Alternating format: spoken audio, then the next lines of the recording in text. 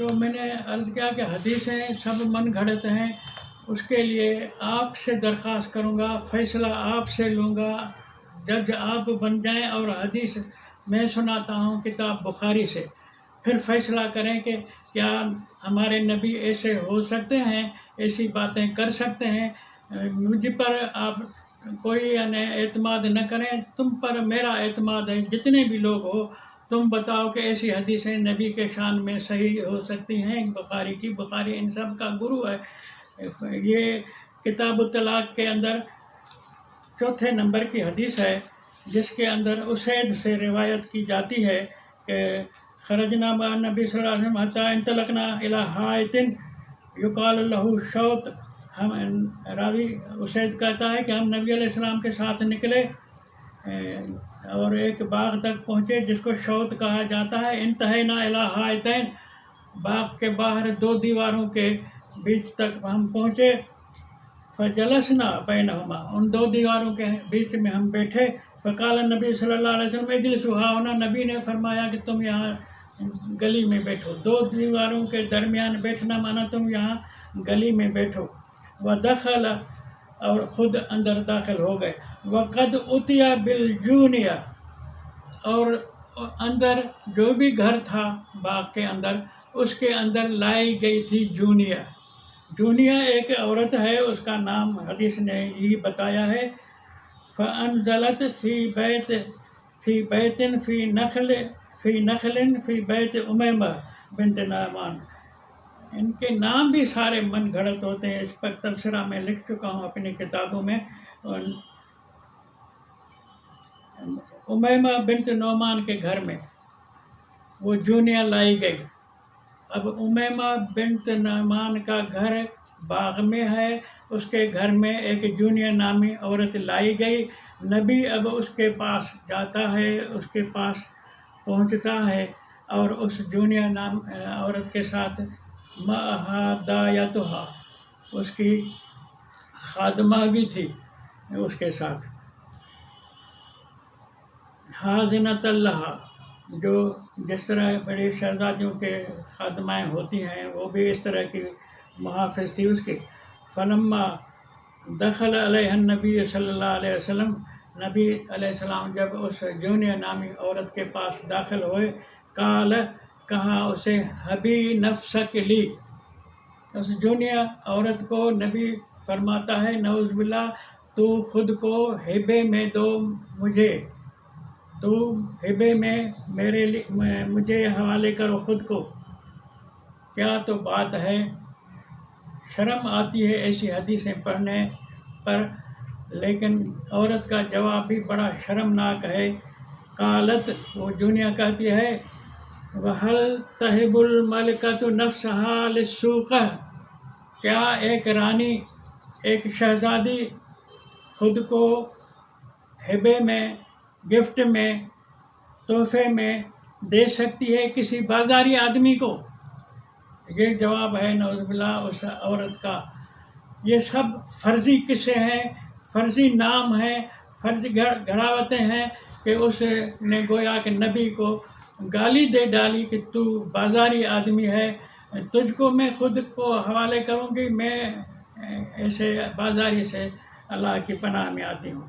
تو مطلب یہ ہے کہ اس حدیث بنانے والے پر، لکھنے والے بخاری پر تم نے کیا سوچا ہے خدا جانتا ہے، لیکن سارے مولوی جشن ختم بخاری مناتے ہیں۔ جب مدرسوں میں بخاری پڑھاتے ہیں تو تعلیم پوری ہوتی ہے، کتاب پوری ہوتی ہے تو اس کا جشن مناتے ہیں۔ اب ختم بخاری، یہ بھی ایک رواج ہے مذہبی طبقوں میں کہ کوئی مشکل میں پھنس جائے، کوئی مصیبت میں پھنس جائے تو مشکل کشائی کے لیے ختم بخاری پڑھا کرو۔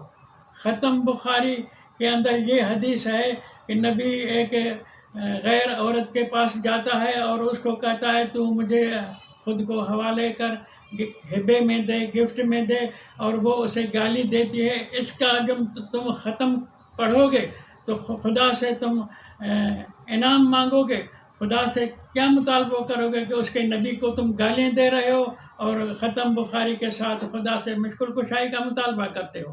پھر جو تمہاری مشکل کشائی ہوگی، یہاں اللہ تعالیٰ کا بڑا قانون ہے کہ میں نے فیصلہ کر رکھا ہے کہ میں بیچ میں دنیا کی زندگی میں تمہارے ساتھ کچھ بھی فی الفور شاید میں سزا نہ بھی دوں، قیامت کے دن تمہیں خبر لگے گی۔ سو خدا تو انتظار میں بیٹھا ہے، اس نے فیصلہ کر دیا ہے کہ کب یوم حساب ہوگا، یوم الدین کب آئے گا، پھر تمہاری خبر پڑے گی کہ تم نے بخاری کے ختم میں جتنے بار یہ حدیث پڑھی ہے، گویا کہ نبی کے اوپر تم نے تبرہ کیا ہے، نبی کو تم نے گالیاں دی ہیں، وہ اپنے نبی کا بدلہ اللہ تعالیٰ تم مولویوں سے لے گا، حدیث پڑھانے والوں سے لے گا، حدیث پر ایمان رکھنے والوں کو لے گا۔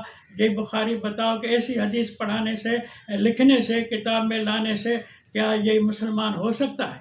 میں ایک سوال کرتا ہوں کہ جو نبی کے لیے یہ کہے کہ وہ ایک غیر عورت کے لیے، میں اس کے حوالے سے اور بھی باتیں آپ کی خدمت میں عرض کروں گا، لیکن کسی نے ان حدیثوں کی طرف توجہ نہیں دی۔ تم لوگوں سے، عام مسلمانوں سے، مولویوں نے یہ حدیث چھپائے رکھی ہے، کتاب میں چھپی ہوئی ہے، پڑھتے ہیں اور ہم خود پڑھے ہیں۔ میں خود استادوں سے یہ مثال کتابیں ساری حدیثوں کی پڑھا ہوا ہوں، تو وہ عبارت پڑھاتے تھے، بس فر پوچھتے تھے ہم بیچ میں، استاد یہ بات ہم سمجھے نہیں، تو جواب ہوتا تھا کتے کا پوچھ آگے چل۔ یعنی وہ سمجھتا تھا کہ یہ جو سوال کر رہا ہے یہ گلے میں پڑے گا، تو استاد ہوتا ہے، ہم تو اس کے ماتحت ہیں، تو استاد فرماتا تھا کتے کا پوچھ آگے چل، مانا یہاں بولیں گے، اس پر تشریح تعبیر کریں گے، پھنس جائیں گے۔ سو ہم قبول کرتے تھے کہ آگے ہی چلتے ہیں۔ تو اس طرح ہم نے یہ حدیثیں پڑھی ہیں۔ اب تمہارے سامنے میں سچ بول رہا ہوں۔ یہ حدیث کا نمبر ہے 238، کتاب الطلاق۔ اس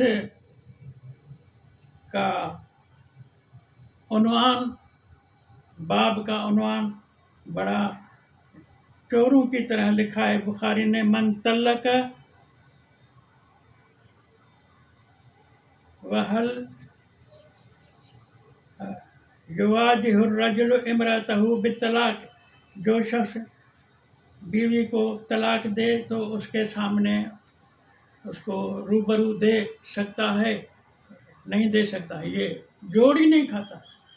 حدیث کاہے کی ہے اور سرخی اور عنوان کاہے کا ہے؟ یہ طلاق کا معاملہ ہی نہیں ہے۔ حدیث تم نے سنی تو مطلب یہ چوری کے نمونے سے پڑھاتے ہیں۔ اسی طرح یہ حدیثوں کا علم بنو عباس کے حکومت کے بعد میں جاری ہوا ہے۔ انہوں نے بنوا کر کے ہمارے سر پہ یہ سارے علم خلاف قرآن جتنے علوم ہیں، امامی علوم، بنو عباس کے بعد چلے ہیں۔ اس سے پہلے قرآن ہی ہوتا تھا، قرآن کے سوا کچھ نہیں ہوتا تھا۔